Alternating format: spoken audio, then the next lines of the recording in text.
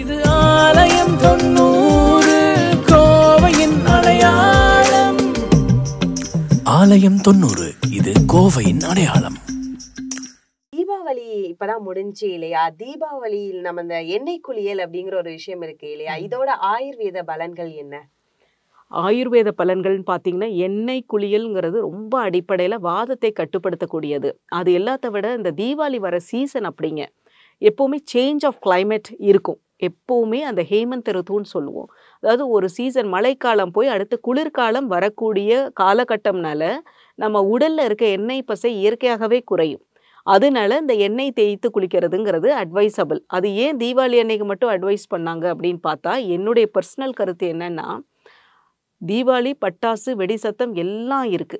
இது எல்லாம் இல்லாம அதிர்ச்சிகரமா இருக்கும். பொதுவா நாமளே உட்கார்ந்திருப்போம். திடீர்னு ஒரு சத்தம் கேட்குதுன்னு வைங்க. ஒரு வெடி வெடிக்குது அப்படின்னா, படால்னு ஒரு ஷாக் ஆகுறோம். இந்த மாரி ஒரு எ அ இன்ப அதிர்ச்சிகளாக இருந்தாலுமே அந்த அதிர்ச்சி என்பது அதிர்ச்சி தான். அது குழந்தைகள் முதல் கொண்டு பெரியவர்கள் வரையிலும் இது இருக்கும். நாய்ஸுங்கிறது பெருசா இருக்கும். பெரிய அளவுல இருக்கும். இது 2ம் வாதத்தை அதிகரிக்கக்கூடியது. வாதம் உடம்புல நம்ம வாதத்தை அதிகரிக்கக்கூடிய விஷயங்கள் தான் இது 2மே.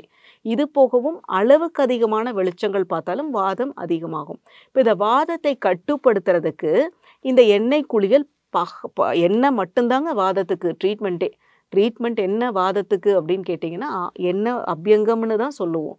எண்ணெய போட்டு குளிச்சாதான் வாதம் கட்டுப்பாடுக்கே வரும்.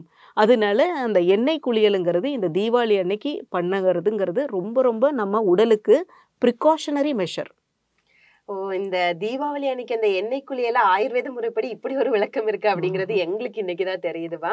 சரி, ஓகே. இந்த தீபாவளி டைம்ல வந்துட்டு இந்த குழந்தைகள் வந்து நிறைய தின்பண்டங்கள் எல்லாம் எடுத்துக்குவாங்க இல்லையா? இதனால பக்க விளைவுகள் நிறைய ஏற்படுது. இதை நம்ம எப்படி தவிர்க்கலாம்? நிச்சயமா தீபாவளியில வந்து பார்த்தீங்கன்னா என்னன்னா, அந்த ஏர் பொல்யூஷன் அது ஒரு காரணம். 2வது இந்த பலகாரங்கள் உட்கொள்றது. பலகாரங்கள் எல்லாம் இனிப்புகளா வேற நிறையா உட்கொள்வதும், எண்ணெய் பலகாரங்கள் உட்கொள்வதும் பொதுவாவே கபத்தை அதிகரிக்கும். கபத்தை நல்லாவே அதிகரிச்சு சீக்கிரம் சளி பிடிக்க வைக்கும். ஸோ யூசுவலா அந்த டைம்ல வந்து இட் இஸ் அ சீசன். எல்லாத்துக்கும் சளி பிடிச்சிரும் அப்படிங்கிறது ஒரு இதா இருக்குது. ஆனா அந்த விஷயத்துல அதுல எப்படி நாம தவிர்க்க முடியும் அப்படின்னா, பொதுவா எல்லாருமே இந்த மாரி எல்லாருமே எல்லா வயதினரும், குழந்தைகள் மட்டும் இல்ல, எல்லாரும் எல்லாமே சாப்பிடுறோம்.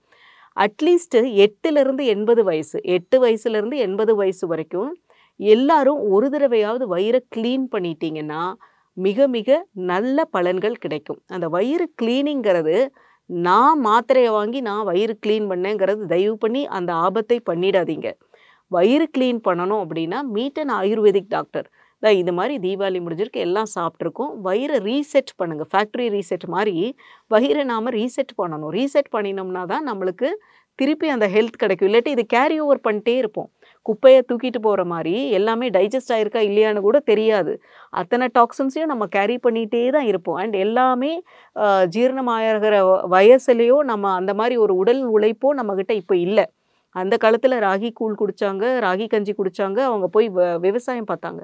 இன்றைக்கி அப்படி கிடையாது. நாம் எல்லாம் இதே தான் சாப்பிட்றோம். நான் மில்லட்ஸ் தான் சாப்பிட்றேங்கிறோம். மில்லட்ஸ் சாப்பிட்டு நீங்கள் ஆஃபீஸில் ஏர் கண்டிஷனில் தான் உட்கார்றீங்க. எங்கே டைஜஷன் ஆகுங்கிறது ஒரு மிகப்பெரிய கேள்வி. அக்னியில் வந்து பிரச்சனை வந்துகிட்டே இருக்குது நிறைய பேருக்கு. அக்னிங்கிறது வயிறில் ஜீர்ணிக்கக்கூடிய ஒரு சக்திங்கிறத தான் நாம் அக்னிங்கிறோம். அந்த அக்னி குறைபாடு நிறைய இன்னைக்கு பார்க்குறோம். நிறைய குழந்தைகள், பெரியவங்க எல்லாத்துக்கிட்டையுமே. Because less of physical activity. அப்போ இந்த தீபாவளி முடிஞ்சால் என்னன்னா, ஒரு தடவை வயிறு கிளீனிங் அப்படிங்கிறத நம்ம பண்ணினா சிறப்பாக இருக்கும். ஒரு ஆயுர்வேத மருத்துவரின் பரிந்துரைப்படி நம்ம உடலுக்கு என்ன தேவை, நம்ம உடம்புக்கு என்ன மாதிரி மருந்து ஒத்துக்கும், ஒரு தடவை வயிறு கிளீன் பண்ணி ஒரு பத்திய உணவு இருந்தால் சரி, டாக்டர்கிட்ட வர முடியல, எனக்கு வேறு ஏதாவது அட்வைஸ் இருக்கா அப்படின்னு கேட்குறீங்க அப்படின்னா, அட்லீஸ்ட் ஒரு ஃபாஸ்டிங் நீங்கள் இருக்கலாம். 1 டே ஃபாஸ்ட் பண்ணிங்கன்னா உங்கள் பாடியே அட்லீஸ்ட் அந்த ரெஸ்ட்டு கொடுத்து, வயிறுக்கெல்லாம் ரெஸ்ட்டு கொடுத்து திருப்பி ஒரு ரீசெட் ஆகிறதுக்கு ஒரு வாய்ப்பாக இருக்கும். அதை வந்து லெங்கனம்னு சொல்லுவோம் ஆயுர்வேதத்தில். அந்த மாதிரி ஒரு ட்ரீட்மெண்ட்டும் நம்ம எடுக்கலாம். ஸோ இதெல்லாம் வந்து நம்மளை போஸ்ட் தீபாவளி நம்மளை ரெக்கவர் பண்ணிக்கக்கூடிய வழிமுறைகள். நாம் போஸ்ட் தீபாவளி பரவாயில்லன்னு நம்ம விட்டுட்டு கண்டினியூஸாக நம்ம தவறுகள் செஞ்சுட்டே இருந்தோம்னா then you end up in health இஷ்யூஸுங்க. அதுக்கப்புறம் தான் அந்த நமக்கு டாக்ஸின் கலெக்ட் ஆகிறது, நமக்கு ஜீரண கோளாறுகள் வர்றது, மந்தமாகிறது, வயிறு மந்தமாகிறது. அதுக்கப்புறம் அது அப்படியே கான்ஸ்டண்ட்டாக நிறைய பேர்த்துக்கு நாங்கள் இருந்து பார்க்குறோம். அதனால் ஒரு முறை வயிறை க்ளீன் பண்ணலாம், இல்லை ஒரு ஃபாஸ்டிங்காவது இருக்கலாம். இல்லைன்னா நம்ம தீபாவளி லேகியம் கிடைக்குது எல்லா பக்கம் இப்போது. அது ஆயுர்வேத லேகியம் தான். சுக்கு, மிளகு, திப்பலி எல்லாம் கலந்துங்க அருமையான ஒரு லேகியம் அது. அட்லீஸ்ட் அதையாவது நம்ம காலையில் இந்த எண்ணெய் குளியலுக்கு அப்புறம் வெறும் வயிற்றுல ஒரு ஸ்பூன் சாப்பிட்டுட்டு அதுக்கப்புறம் இந்த மாதிரி ஜங்க் ஃபுட்ஸ் நம்ம சாப்பிட்டோம்னா, ஏன்னா நம்ம வேண்டான்னு சொல்ல முடியாது. தீபாவளிக்கு பலகாரம் சாப்பிடாதேன்னு சொல்லவே முடியாது, வெடி வெடிக்காதே சொல்ல முடியாது. ஸோ இது எல்லாமே ஒரு பக்கம் இருந்தாலும் நம்ம உடலும் நம்மளுடைய ஹெல்த் ரொம்ப ப்ரையாரிட்டைஸ் பண்ண வேண்டிய காலகட்டத்தில் நாம் இருக்கோம். அதனால நாம் வந்து இந்த மாதிரி ஏதாவது நான் சொன்ன இந்த 2 to 3 டிப்ஸில் ஏதாவது ஒன்று நம்ம ஃபாலோ பண்ணினா இன்னும் சிறப்பாக இருக்கலாம். விழா காலங்கள்ல நம்ம அதிகமாவே நம்ம இந்த உணவு எடுத்துக்குவோம். அதனால ஒரு நாள் ஃபாஸ்டிங் இருக்கலாம், இல்லைன்னா ஆயுர்வேத முறைப்படி நம்ம வந்து வயிறு வயிறை clean clean பண்ணலாம். இந்த பண்ணிக்கலாம். மாதிரி ரொம்ப அருமையான விளக்கம் வந்து கொடுத்தீங்க மேம். இப்ப வந்து ரினிட்டிஸ் அப்படிங்கிற அலர்ஜி இருக்கு இல்லையா, அதாவது மூக்குல இருந்து சளி நீர் தொல்லை வடிகிறது. வந்துகிட்டே இருக்கிறது, இதுக்கு ஆயுர்வேத முறைப்படி ஒரு ரொம்ப சிறப்பான வைத்தியம் இருக்குதுங்க. நிறைய பேர்த்துக்கு இது தெரியாம, நிறைய பேர் என்ன பண்றதுன்னு தெரியாம இருக்காங்க. இது நல்ல கேள்வி நீங்க கேட்டீங்க. ஏன்னா நிறைய பேருக்கு அங்க மூக்கில் நீர் வடிஞ்சிட்டே இருக்குங்க. ரைனைட்டிஸ் அப்படிங்கிறது மூக்கில் நீரா வடிகிறது, கண்ணில் கொஞ்சம் அரிப்பும் சில பேர்த்துக்கு எடுக்கிறது உண்டு. இது போக தலைவலி, தலைபாரமோடவும் வராங்க பேஷண்ட்ஸு. இது வந்து மிக சிறப்பான வைத்தியம் ஆயுர்வேதத்தில் இருக்குங்கிறதே நிறைய பேர்த்துக்கு தெரியாதுங்க. அலர்ஜிக் ரைனைட்டிஸு இதில் நிறையா மருத்துவர்கள் வேறு என்ன சொல்லியிருக்கிறாங்கன்னா, பார்த்தீனியம் பக்கத்தில் போகாதீங்க, இந்த பார்த்தீனியத்தினால தான் அலர்ஜி அப்படிங்கிறது. ஆனால் இன்றைக்கும் நான் சொல்கிறேங்க, அந்த பார்த்தீனியத்து பக்கத்தில் இன்னும் எத்தனையோ பேர் இருக்காங்க. நமக்கு மட்டும் ஏன் வருதுங்கிறத யாருமே யோசிக்கிறது இல்லை. பார்த்தீனியம் செடி கூட ஒரு குடும்பமே அந்த பக்கம் இருப்பாங்க அந்த ஏரியாவில். எனக்கு ஏன் வந்ததுங்கிற கேள்விக்கு தான் நமக்கு இப்போ பதில் வேணும். உங்களுக்கு அந்த பார்த்தீனிய செடியை எடுத்தால் அந்த அலர்ஜி நிற்குமானா நிச்சயம் கிடையாது. உங்கள் லைஃப் ஸ்டைலில் ஏதோ ஒரு பிரச்சனை இருக்குது, அதையே மாடிஃபை பண்ணும். அதாவது கபத்தை கூட்டக்கூடிய, நீரை கூட்டக்கூடிய ஏதோ ஒன்று நீங்கள் பண்ணிகிட்ருக்கிறீங்க தொடர்ந்து, உங்களை அறிந்தோ அறியாமலோ செய்து கொண்டிருக்கிறீர்கள். அது என்னங்கிறத நாங்கள் ஃபைன் பண்ணி கொடுப்போம் ஆயுர்வேதத்தில்.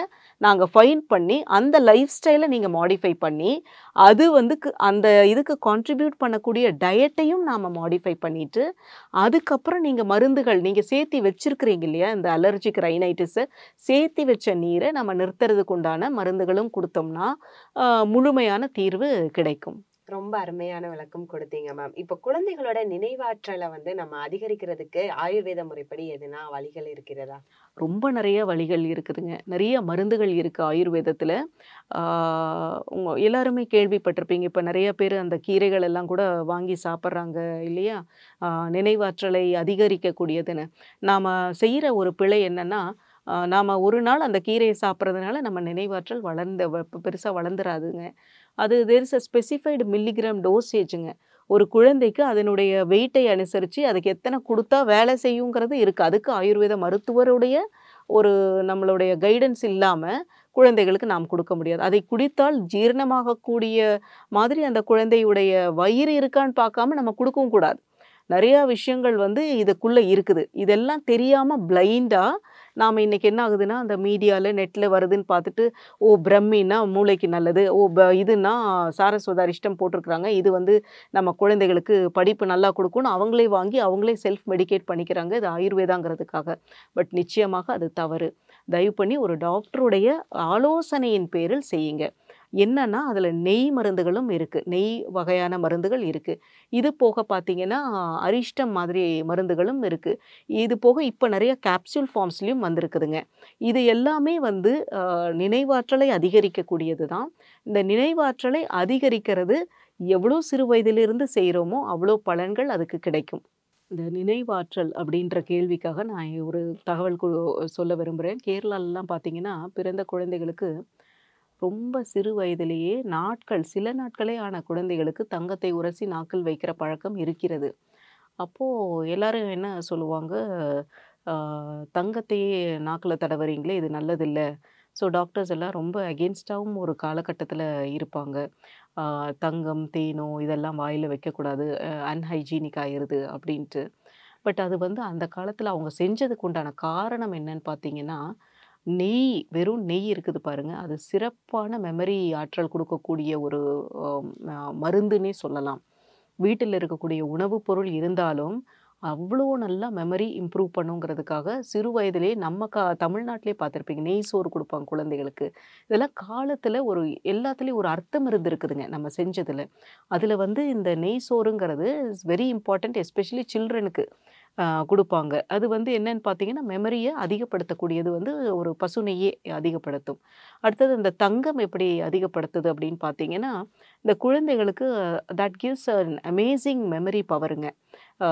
அதனால நம்ம சில அரிஷ்டத்தில் அது கோல்டு அப்படி குடுக்குறாங்க. நிறையா ஆங்கில மருத்துவர்களுடைய கருத்து என்னன்னா, கோல்டு எல்லாம் வந்து ஆபத்து இல்லையா? உள்ள சாப்பிடலாமா? அப்படின்னு. பட் நான் வந்து ஆக்சுவலா ஃபேக்ட்ரி சைட்லயே ஒர்க் பண்ணியிருக்கிறேனுங்க கொஞ்ச காலம். அதனால என்னுடைய அனுபவத்த பகிர்றேன் இங்க.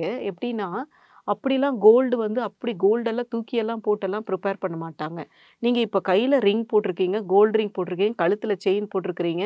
நம்ம கையில இந்த உணவு சாப்பிடும்போது எப்படியா இருந்தாலும் தேய்மானம் ஆகுது இல்லையா? அந்த அளவு தாங்க கோல்டு அந்த மருந்துல சேர்த்துறாங்க. தகவல் பரிமாற்றங்கள் தவறாக இருக்கும் பொழுது மக்கள் குழம்புகிறார்கள்.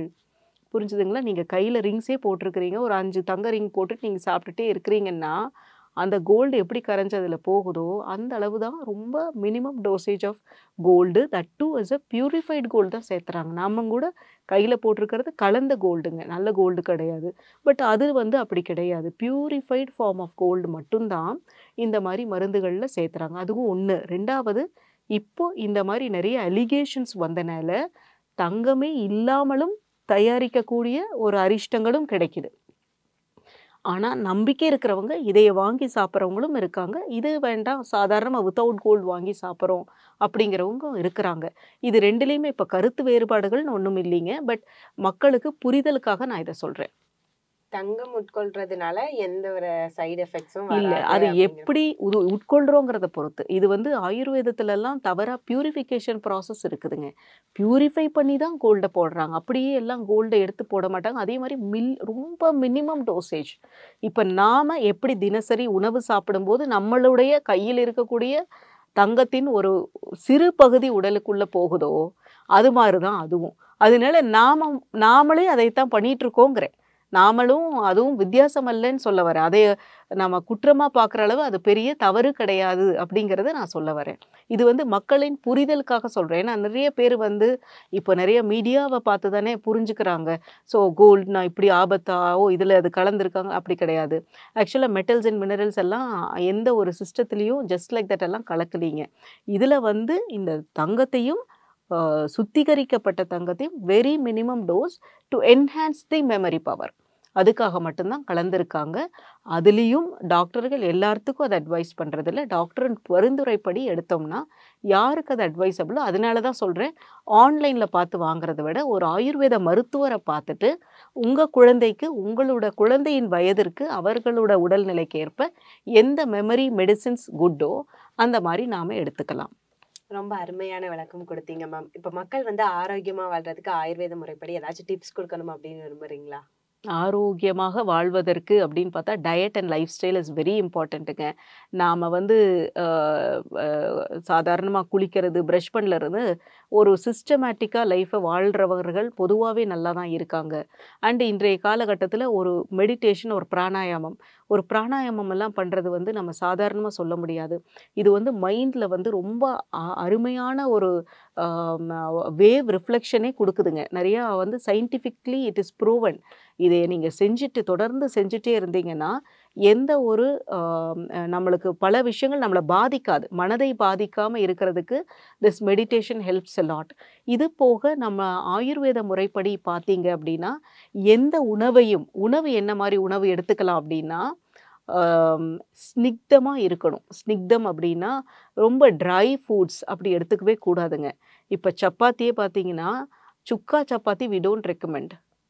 இதே வந்து சாதாரண சப்பாத்தி எண்ணெய் போட்டு சாப்பிட்றது வி ரெக்கமெண்ட் இன் ஆயுர்வேதா. இது மாதிரி சின்ன சின்ன விஷயங்கள் ஆயுர்வேதத்தில் இருக்குது. நானும் இன்னைக்கு சப்பாத்தி தான் சாப்பிட்டேன், அதுவும் புரோட்டீன் தான் அப்படிங்கிறது அது வேறு கருத்து. அந்த கருத்தை பற்றி நான் பேச வரல. ஆயுர்வேத முறைப்படி ஒரு சப்பாத்தி என்றால் சப்பாத்தி கூட நெய் விட்டு சாப்பிட்டா அதுக்கு பலன் வேற, சப்பாத்தியில் நீங்கள் நல்லெண்ணெய் விட்டு சாப்பிட்டா அதுக்கு பலன் வேற, சப்பாத்தியை சுக்கா சப்பாத்தியை சாப்பிட்டா அதுக்கு பலன் வேற. அப்போ அந்த மூன்றையும் நாம் புரிஞ்சு செய்கிறத அந்த அளவுக்கு நம்மளுடைய ஒரு அவேர்னஸை நாம் நம்மளுக்குள்ளே க்ரியேட் பண்ணிக்கணும் நம்ம. So have a family physician, அதைத்தான் நான் சொல்கிறேன். ஆயுர்வேதத்தில் உங்களுக்கு என்ன உங்களோட லைஃப் ஸ்டைலை, உங்கள் லைஃப் ஸ்டைலை, இப்போ நிறையா பேஷண்ட்ஸ் எங்கிட்ட சொல்லுவாங்க, எனக்கு நைட் டியூட்டி டாக்டர் என்ன பண்ணுறது, டியூட்டி மாற்று நான் சொல்ல முடியாது. இப்போ நைட் டியூட்டி பண்ணுறீங்க அப்படின்னா இப்போ உங்களுக்கு என்ன அதிகமாகும், வாதம் அதிகமாகும். அப்போ அந்த வாதத்தை அதிகரிக்காமல் இருக்கிறதுக்கு உங்கள் லைஃப் ஸ்டைலை நீங்கள் என்ன பண்ணணும், நீங்கள் எண்ணெய் வைக்கிறதுலேருந்து எல்லாமே நான் சொல்லி கொடுக்கறது உண்டு. இந்த மாதிரி ஒரு keep a physician for your self. அதாவது ஆயுர்வேதர் வைத்தியர்கள் வந்து ராஜ வைத்தியர்களாக தான் இருந்தாங்க, ராஜாக்களுக்கு தான் வைத்தியர்கள். இன்றைக்கி நாம் நம்மளை ராஜாவாவோ ராணியாவோ கன்சிடர் பண்ணி ஒரு ஆயுர்வேத மருத்துவருடைய ஆலோசனைகளை நாம் கேட்டு என்னுடைய லைஃப் இப்படி தான் டாக்டர், எனக்கு இப்படி தான் சமைக்கிறேன், நான் இப்படி தான் சாப்பிட்றேன், ஆம் ஐ ரைட் அப்படின்னு கேட்டிங்கன்னா அதில் we can give a lot of advice individually customized. சளி வராம நம்மளை எப்படி பாதுகாக்கிறது, சளி தொல்லை வந்துடுச்சுன்னா அதுல இருந்து எப்படி மீள்றது, தீபாவளி காலங்கள்ல நம்மளை நாமளே எப்படி பாதுகாக்கிறது, இதை பத்தின நிறைய டீட்டெயில்டான விஷயம் நம்ம டாக்டர் உமா கிட்ட இருந்து தெரிஞ்சுக்கிட்டோம். ஸோ இந்த மாதிரி வீடியோஸ் நிறைய பார்க்கணும் அப்படின்னா ஆலயம் FM 90 சப்ஸ்கிரைப் பண்ணுங்க. சில்லென்ற கோவையில் சிறப்பான நிகழ்ச்சிகளை ஒளிபரப்பி வரும் உங்கள் ஆலயம் FM 90 உங்கள் விளம்பரங்கள் இடம்பெற வேண்டுமா? உடனே தொடர்பு கொள்ளுங்கள் 9944229090.